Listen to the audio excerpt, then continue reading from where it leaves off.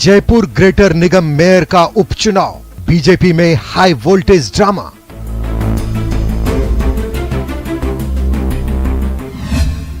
BJP ने शीला धाबाई को नहीं बनाया मेयर कैंडिडेट।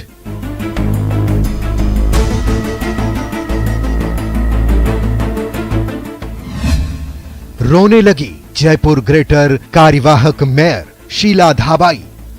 अब मुझे नहीं पता कि क्या कारण रहा, मेरे लिए तो एक विचारणीय विषय हो गया कि ऐसी मेरे से क्या गलती हुई जो मेरी पार्टी को ऐसा स्टेप लेना पड़ा। शीला धाबाई को प्रत्याशी नहीं बनाने पर बेटी का हंगामा। अब तो बिल्कुल सरेआम हो रहा है, इनको शर्म नहीं आ रही। मम्मी मैं नहीं बर्दाश्त कर सकती, बहुत रोई हो आप, शर्म आनी चाहिए इन लोगों को। बीजेपी की रश्मि सैनी और कांग्रेस की हेमा सिंघानिया के बीच मुकाबला।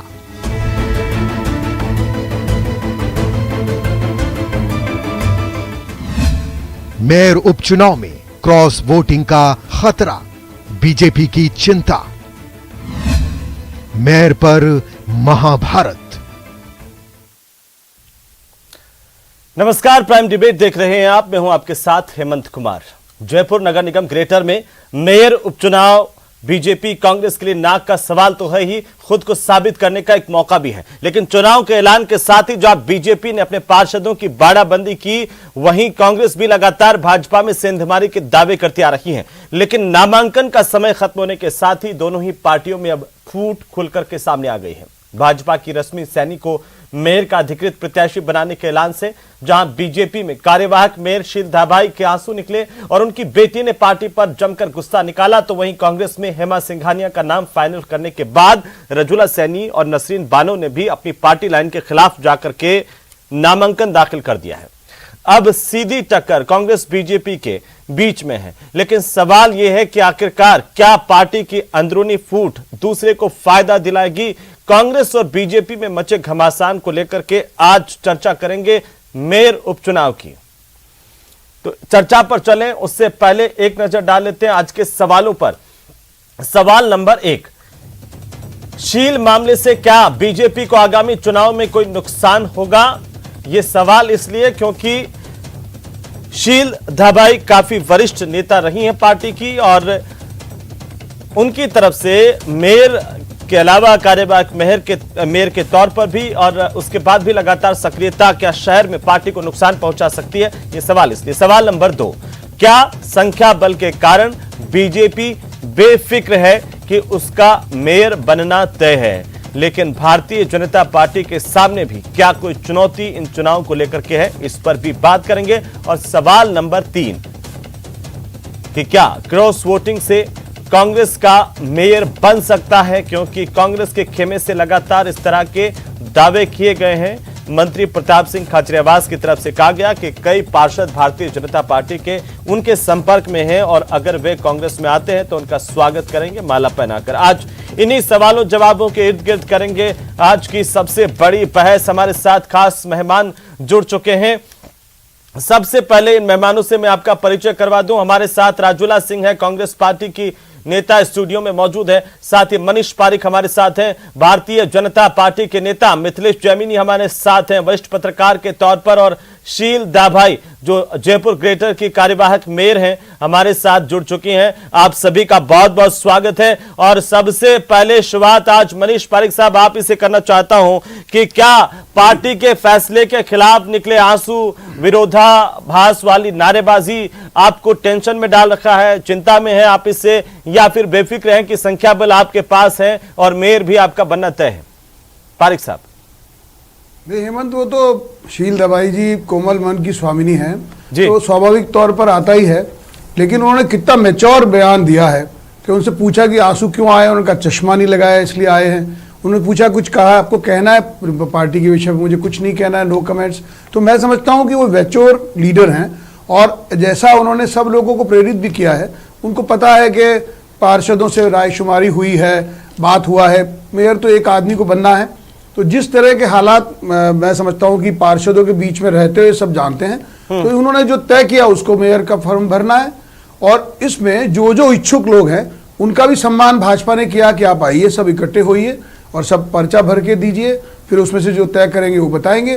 तो जब हमारे वरिष्ठ नेताओं ने ये तय किया कि किन लोगों ने रायशुमारी में नाम बताया है, उसको पर्दे को फाइनल कर दिया, बाकी लोगों को रहने दिया।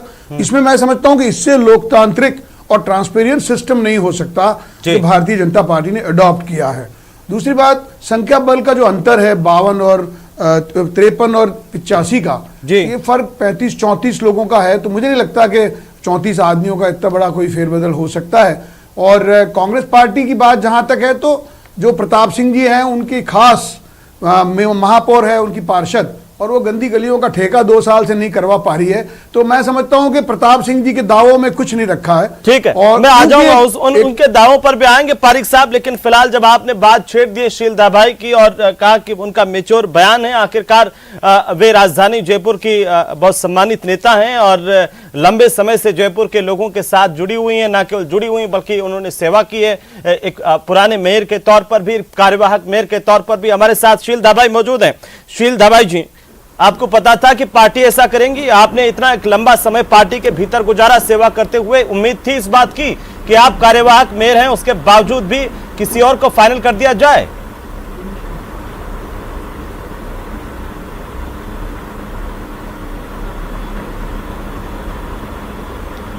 शील धाबाई जी, आप मुझे सुन पा रही हैं?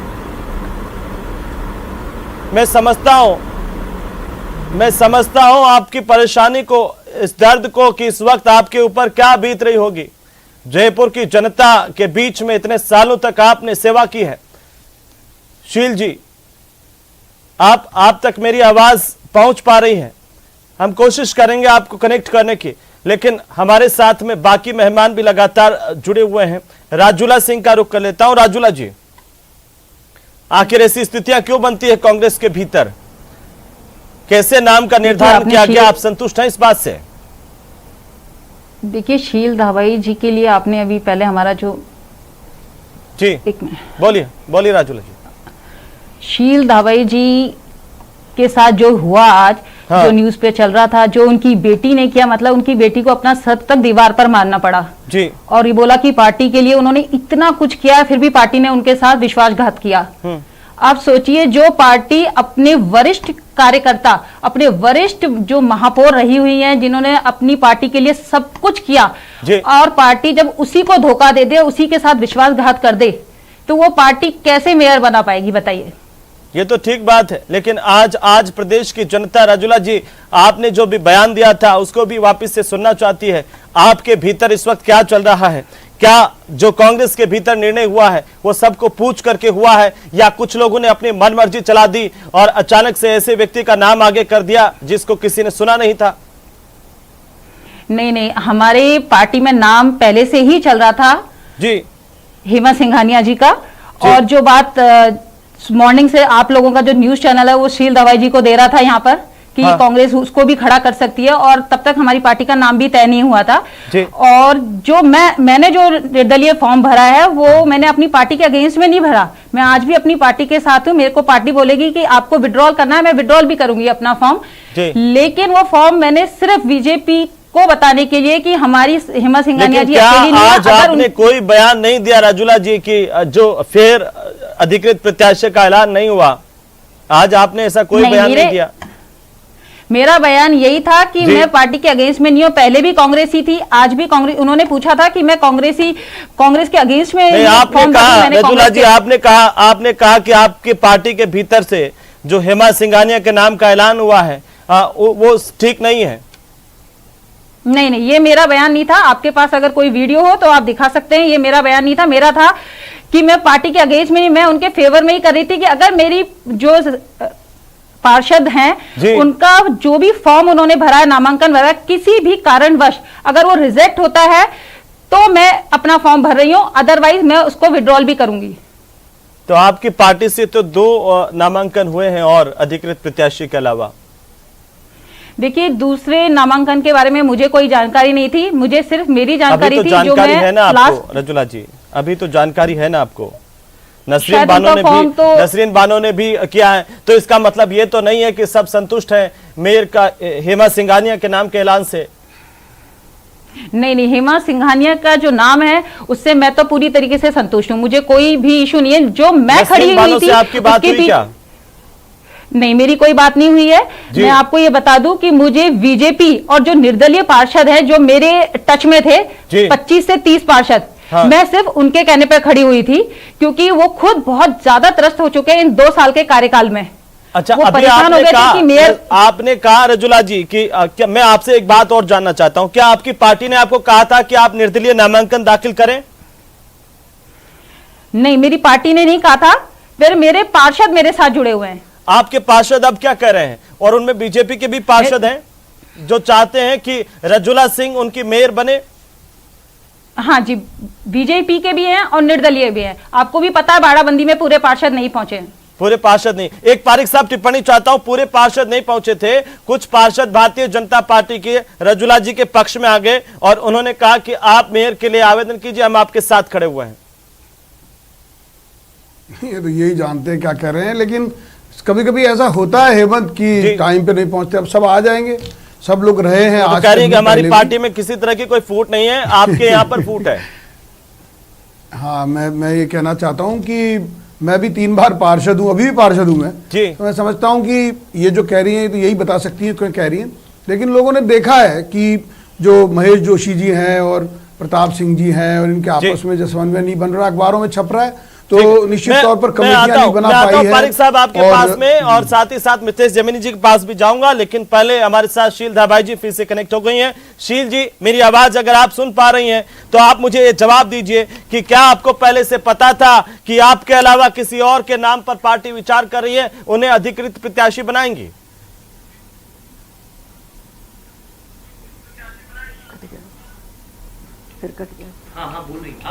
हेलो, बोलिए शील जी। आज आपको जयपुर की जनता ही नहीं, प्रदेश की जनता भी सुनना चाहती है कि आखिर ऐसा क्यों हुआ कि एक कार्यवाहक मेयर को हटा करके आपकी पार्टी ने किसी और को प्रत्याशी बनाया। आप सुन पा रही हैं, बोलिए। तो आप मुझे जवाब दीजिए कि क्या आपको पहले से देखिए, इस पर तो मैं कुछ कह नहीं सकती, लेकिन मुझे पूरा विश्वास था कि भारतीय जनता पार्टी मुझ पर ही विश्वास जताएगी, क्योंकि जिस तरह से मैंने 8 महीने में भारतीय जनता पार्टी के प्रति निष्ठा व्यक्त करती रही और जिस तरह से बिगड़ी हुई नगर निगम की व्यवस्था को सुधारने का प्रयास किया और पटरी पर लेकर आई, उसके बाद में गैप के बाद में जब 1 महीने के बाद में मैं आई, मेरा एक सपना लेकर आई थी मैं कि जयपुर की जनता की मैं सेवा करूं, किस तरह से जयपुर को स्वच्छ भारत मिशन के तहत गार्बेज फ्री कर दूं। मैंने अभी दिवाली पर सारे 126 जो व्यापार संगठन है उन सबको बुलाया था, सबको साथ लेकर चलने की बात की थी और जितने भी पार्षद हैं उन सबसे सभी बहुत खुश थे। सबको लगने लगा था कि अब काम होने लगा है, क्योंकि बीच में काम कुछ ऐसा रुक गया था, सबके काम होने लगे थे, सारे पार्षद मेरे पास आने लगे थे और पार्टी भी खुश थी। मुझे जरा भी इस बात का एहसास नहीं हुआ कि मेरी जगह किसी को ला सकते हैं, इसी कॉन्फिडेंस में थी और इसी के तहत मैंने लंबी 2-3 महीने की योजनाएं बनाई थी। पार्षदों को बाहर भेजने का प्रोग्राम भी बनाया था, गार्बेज फ्री की ट्रेनिंग करने के लिए भी मैंने किया, नए टेंडर्स भी कर लिए थे। जिस तरह से व्यवस्थाएं खराब हो रही है, नई पार्टियों को भी मैंने इन्वाइट किया। आज आपके दिल पर क्या बीत रही होगी जब आपने इतनी सेवा की इस पार्टी की, जब आपने इस शहर की इतनी सेवा की है पहले भी मेयर रहते हुए, और आज आपको दरकिनार करके किसी को पहली बार पार्षद बनने पर चुन लिया गया मेयर के लिए अधिकृत प्रत्याशी के तौर पर। मैं समझता हूं कि क्या बीतती है। क्या आपको थोड़ा सा भी था ये कि आपको दरकिनार कर दिया जाएगा?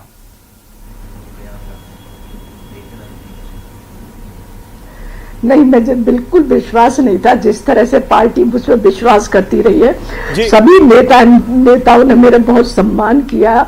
मैं सोच भी कल्पना भी नहीं कर सकती इस बात की कि मतलब पार्षद भी चाहते थे, बहुत खुश थे कि आने वाले समय में हम किसी ने आपसे पूछा था शील जी कि हम लोग किसी और के नाम पर विचार कर रहे हैं, आप कार्यवाहक मेयर हैं, आप अच्छा काम कर रही हैं, आपने पहले भी जयपुर के लिए बहुत अच्छा काम किया है, जयपुर का बच्चा बच्चा शील धाबाई को जानता है।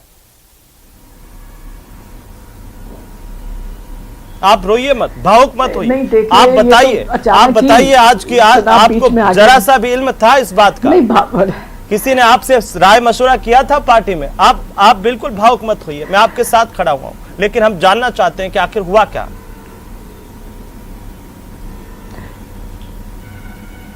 नहीं, मुझे नहीं पता क्या हुआ। पार्टी ने सबसे बुला के राय मशवरा किया, नाम वोटिंग भी करवाई थी। उनका जो डिसीजन है, अब मैं इसमें तो क्या कहूँ, उन्होंने जो अच्छा समझा होगा, मेरे से बेहतर समझा होगा, लेकिन आपको आप उसी के कमरे में अनुसार बंद कर दिया, उन्होंने आपको निर्णय किया निकलने होगा, नहीं दिया गया। मेरे दिल में जरूर इतनी था। पुरानी नेता को इस तरह से रोक दिया गया, आपको बाहर नहीं निकलने दिया गया और आप रोने लगी। ऐसा क्यों हुआ? क्या सोच रही थी आप?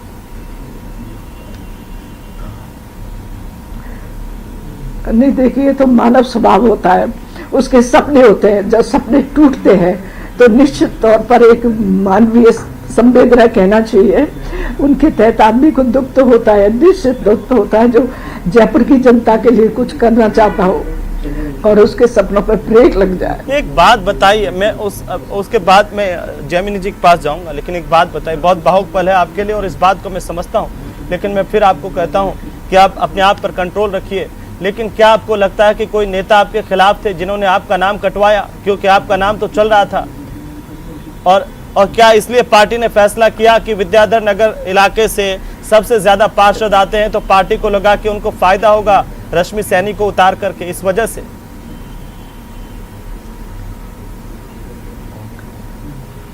नहीं, मुझे व्यवहार से तो मुझे कुछ लगा नहीं, कभी भी नहीं लगा। मेरे भारतीय जनता पार्टी के संगठन मंत्री हो या सतीश जी पूनिया हो या कोई विधायक हो या जिलाध्यक्ष हो, मुझे कभी लास्ट मोमेंट तक मुझे ये एहसास नहीं हुआ कि कोई मुझसे नाराज है। लेकिन कह रहे हैं कि नरपत सिंह राजवी ने रश्मि सैनी की वकालत की। अच्छा, पार्षदों की भी जी बोलिए आप। नहीं, देखिए, अब मैं तो नहीं, ऐसा तो मुझे तो अब उनसे राय ली थी, हो सकता है, मैं इस बारे में तो मुझे जानकारी नहीं है, लेकिन नरपत सिंह जी राजवी की भी मैं मिलती रही हूँ, लगातार उनके जो भी आदेश होते हैं पालन करती रही हूँ। मुझे कभी ऐसा एहसास हुआ नहीं, क्योंकि मैंने ना तो किसी जितने भी हमारे विधायक हैं, ऐसा हुआ नहीं कभी कि मैंने उनकी आज्ञा का उल्लंघन किया हो या उनके बताए हुए कार्यों को मैंने अब आप क्या सोचती हैं? काफी सवाल है मेरा आपसे, उसके बाद डिबेट को लगातार रखूंगा मैं। क्या सोचती हैं, अब आपका निर्णय क्या है?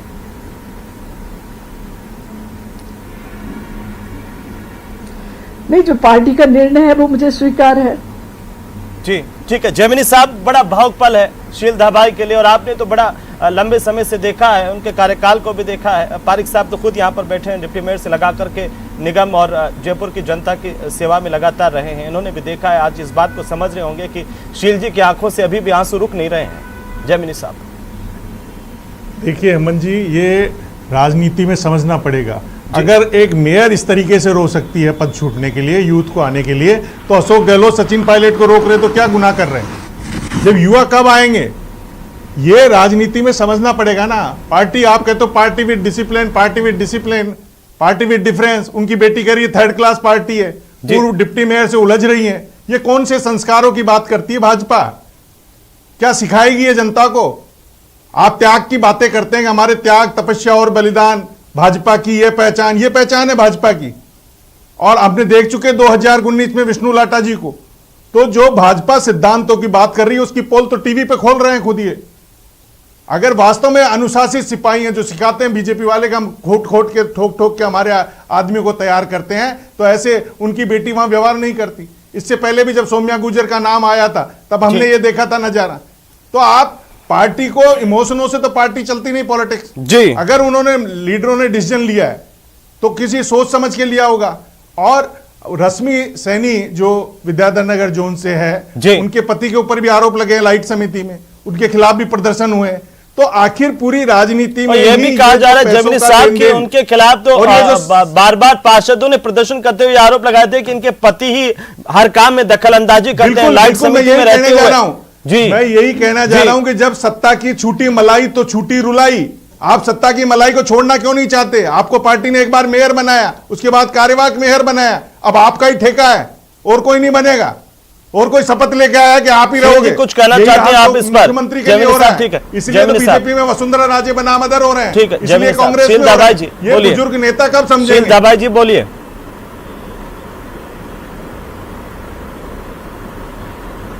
शील दाबाई जी बोलिए आप। हेलो, हाँ बोलिए, आपने सुना जैमिनी जी को? क्या बोलूं? वो कह रहे हैं कि आप पहले मेयर रह चुकी हैं और इसके बावजूद भी आप पद छोड़ना नहीं चाहती हैं, इतना लगाव क्यों अगर किसी और को मौका मिले। और वो कह रहे हैं कि जिस रश्मि सैनी का जिक्र आया है, पार्टी ने अधिकृत प्रत्याशी बनाया है, उनके लाइट समिति के चेयरमैन रहते हुए उन पर कई आरोप लगे हैं, उनके तो खिलाफ पार्षद ही हैं।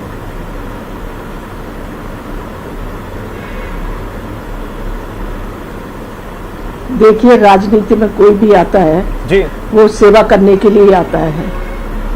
अगर सेवा करता है तो इसमें गलत क्या है? अगर कोई सेवा करना चाहता है तो इसमें गलत क्या है? मैं जैमिनी जी से पूछना चाहती हूँ कि अगर इनको मौका मिले तो ये जनता की सेवा करने से चूक जाएंगे? ये मना कर देंगे मैं जनता की सेवा नहीं करना चाहता। ज्यादा सेवा कर सकते हैं, बुजुर्गों को समझना पड़ेगा। युवा पीढ़ी को कब मौका मिलेगा तो वो कब आएंगे मेन स्ट्रीम में? अगर पुराने ही बैठे रहेंगे, यही हाल तो कांग्रेस ठीक है। लेकिन मैं दर्शकों को बताना चाहता हूँ, आज दर्शकों के बीच हमने सवाल रखा था कि शील जनता पार्टी चुनाव में नुकसान होगा।